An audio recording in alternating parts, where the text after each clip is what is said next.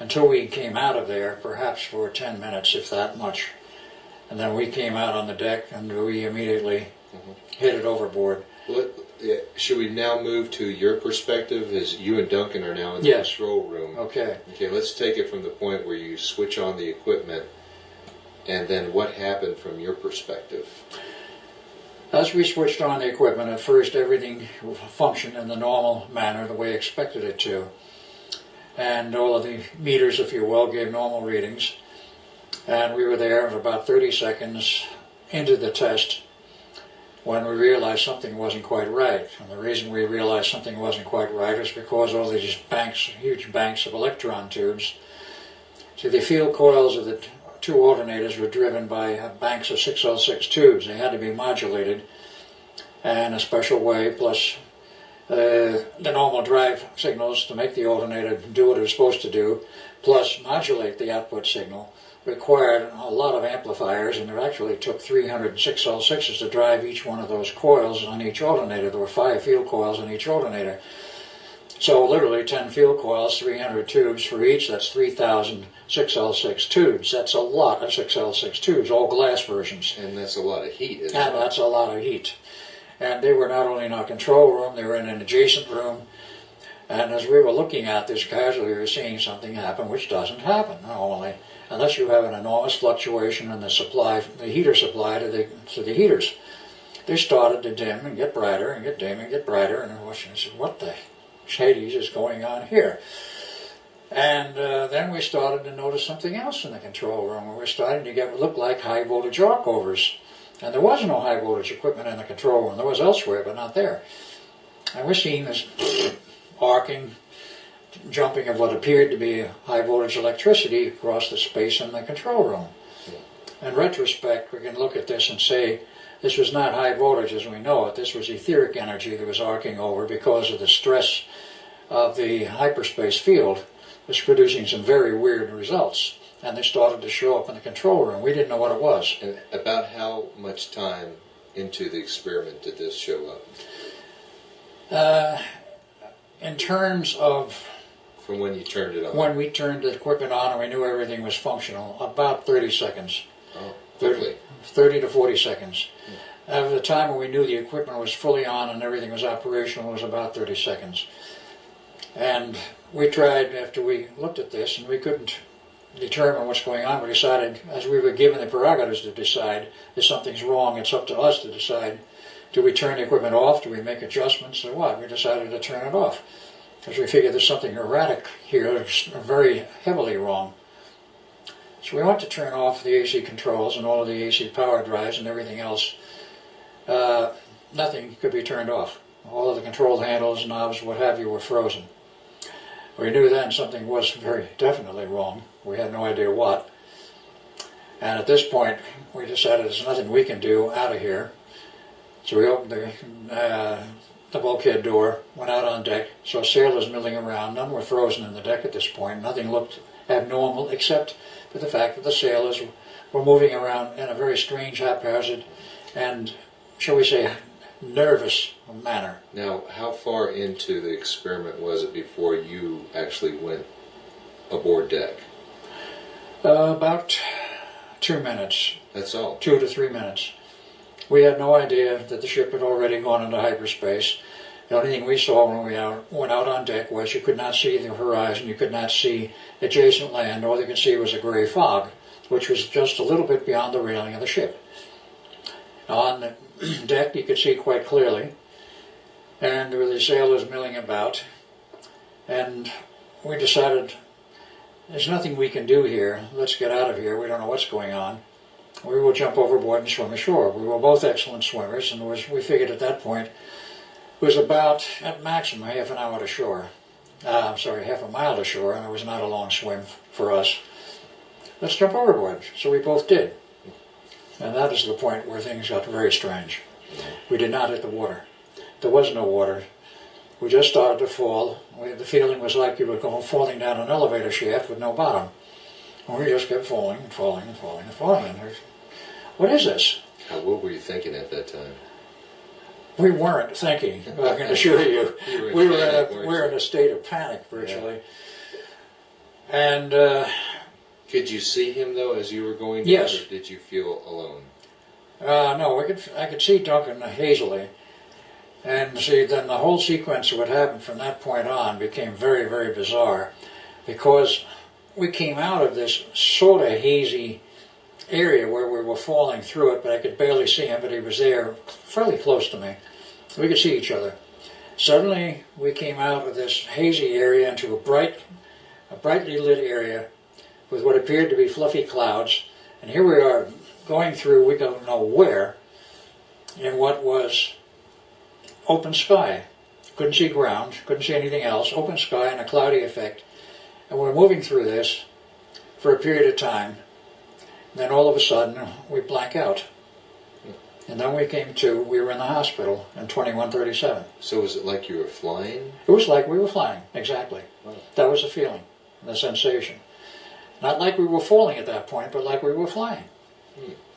Can't explain it, no, to this day, except that's what we felt and what we noted. But was it a pleasant feeling though? At that point it was. Mm-hmm. The terror was gone, but at this point, where are we? What's going on type thing. Wow. We didn't talk to each other. We were in no position to talk. We were just observing and in a state of complete mental disarrangement, if you will. Indeed. Where are we going? What is happening? And these were not verbalized thoughts. These were just, what next type thing. I hear you. And okay, well, we've gotten to 2137. Yeah. In fact, we've done a very extensive. yeah, this is how it happened. Okay. We maneuvered through however it was done, whoever was handling this. And in retrospect, a higher power was doing this for a reason, but we wound up in 2137, and from that point on, we've already outlined quite well. Right, and just to really quickly recap it, you were there for 6 weeks. Yeah.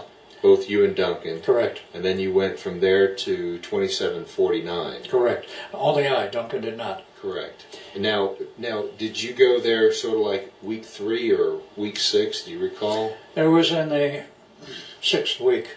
It was at the very end. It was at the very end. Okay, so you went to 2749. You stayed there for 2 years. That's right.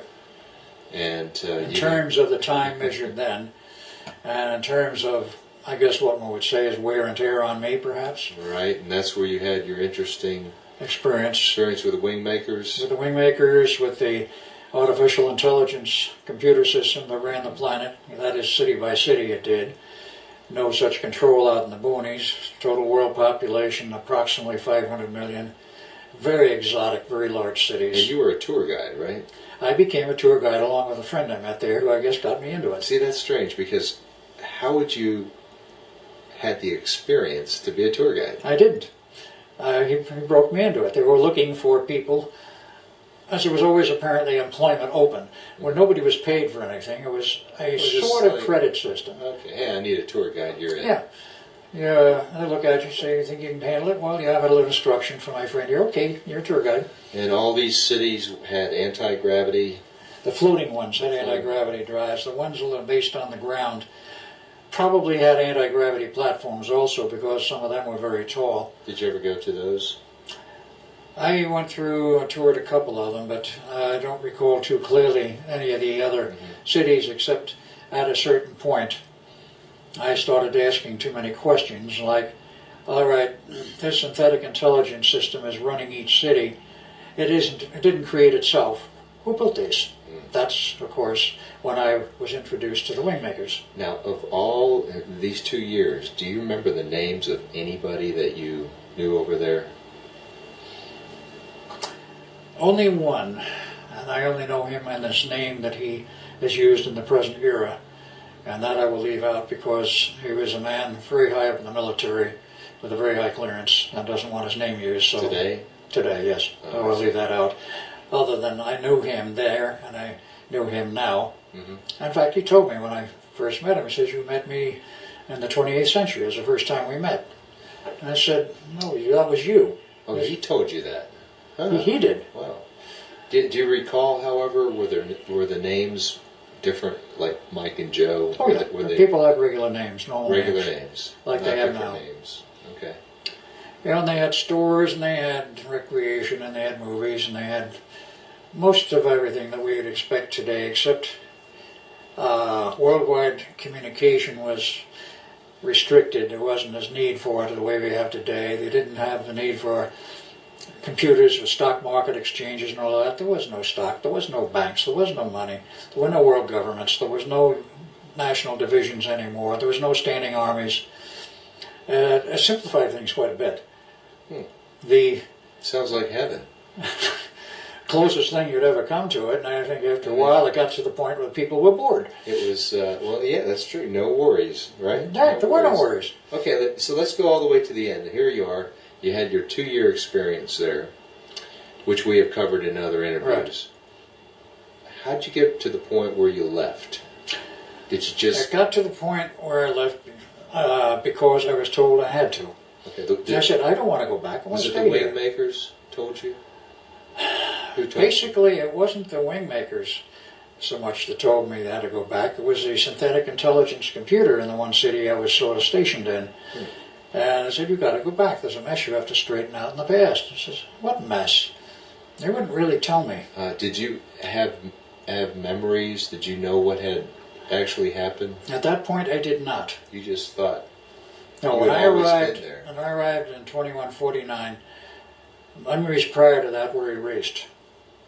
2749. And 2749. Memories prior to that were erased, and it was like I had always been there. After a while, I realized that I didn't exactly belong there. Something was strange, something was wrong. And I asked many questions, in which I got usually no answers. One of them was, my friend, the tour guide, who I got very, very friendly to and quite close to, I asked him, don't I know him from somewhere else? And the flat answer was no, which was a lie. But nevertheless, that was the answer. Where'd you know him from? He was the same guy that died on the Philadelphia experiment. The guy known as Bill Cody. I've been able to trace his history since. It's a long and bizarre history, but he wound up from the Eldridge in the 28th century. And eventually I wound up there. And he took me all over and got me involved as a tour guide, and apartments, housing, whatever, was rather plentiful and readily available. And if you didn't like living in the cities, you could go out and make it on your own in the back country as a hermit or farmer or whatever. There were farms, but most farms were contained within certain city limits because the farms were contained. They didn't need the giant farms like we have today. But the farming was contained, it was very well controlled, well irrigated, well nurtured, and so forth. Was it still a small population?